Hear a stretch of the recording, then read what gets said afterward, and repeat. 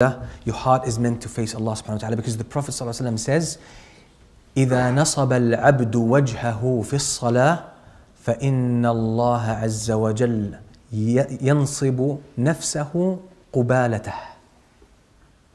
This hadith is profound.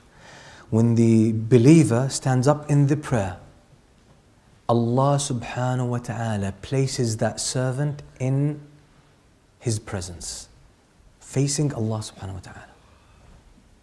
So when you stand in prayer, Allah faces you. When you stand in prayer, Allah faces you.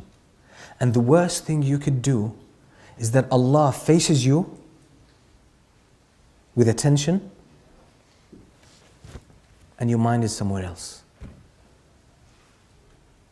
How bad does it feel? You're talking to someone and his mind is somewhere else. You would take offense, won't you? And imagine if you're talking to someone and he turns around as if you're not talking. How many people do this with Allah subhanahu wa ta'ala? That's Allah. One day, there's a story mentioned by Al-Imam Al-Dhahabi in Siyar A'lam Al-Nubala. He says there was a group of people. I'm not sure if did I mention this here? Could be in this masjid. A group of people who were traveling at night. They came to this valley and there were some woods. So they were getting themselves ready to sleep. As they were preparing themselves, a lion came about. So they jumped up onto the trees, taking shelter. But there was one person who had already started his Qiyam al-Layl, who was praying Qiyam al-Layl. The lion came, the man did not move. He kept praying. So the lion was walking around, he turned around the guy, and then he left. When these guys came down, they said, "You're crazy."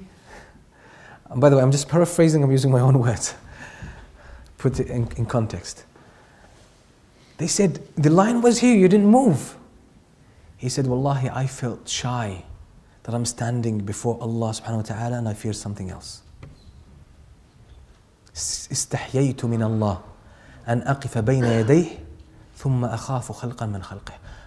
I was shy that I stand in front of Allah and I fear one of His creation. What level of focus on khushu'? That is very high.